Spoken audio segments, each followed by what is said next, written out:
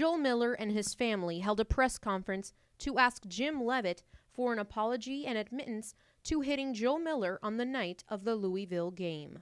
I'm here to tell you the truth about what really happened at that day in Louisville at halftime. He grabbed me by the neck and he hit me twice.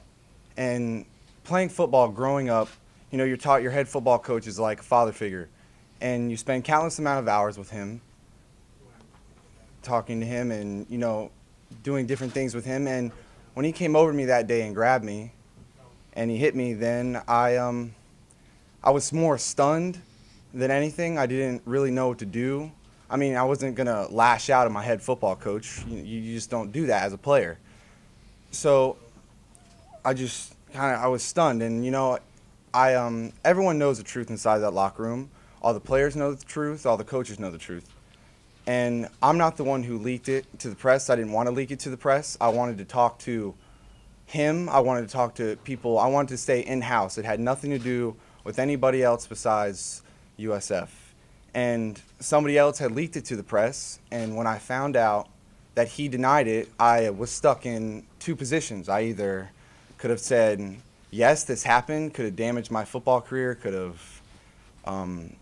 could have hurt me in different ways, or I could just try to cover it up, deny it, and I could, you know, save his job. I could help the coaches out.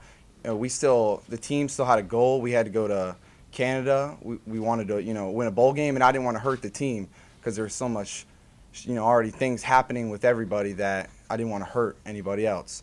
So I covered it up, and then it got to be where it was too big for me to handle anymore. And all I want is the truth to come out, and I want Coach Leavitt to just admit that he did grab me and he did hit me twice.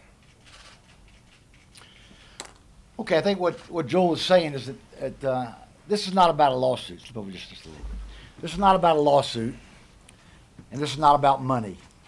This is about a principle. And believe it or not, that's what's important to Joel. His passion is football. He started when he was 9 years old. As he said, he's been to Coach Leavitt's camp since he was 12. Coach Leavitt was indeed a father figure to him. And then all of a sudden, one day, he's sitting in the locker room, and he doesn't respond to the coach in the way I guess the coach thought he should, and he grabs him by the throat, and he slaps him twice. After the game, he goes runs out to the car where his mother and father is there, and he says, God, you wouldn't believe what happened to me. You wouldn't believe what happened to me. And he tells his mother and father what happens. And his father argues with him. He wants to go back and talk to that coach. He finally goes back to look for that coach, like a father would do to protect his son. Coach is nowhere to be found. He went next day to see the coach, a one-on-one, to say, Coach, that's not right. That's not right, what you did to me. He was shocked, not by the physical hitting, but by the fact that this mentor, this father, would have slapped him like that in front of all these people and humiliated him like that. Coach wouldn't apologize to him, wouldn't even recognize that he did it. He lied to the committee, trying to protect this coach, because he knew if they fired this coach, all the other coaches were going to lose their job.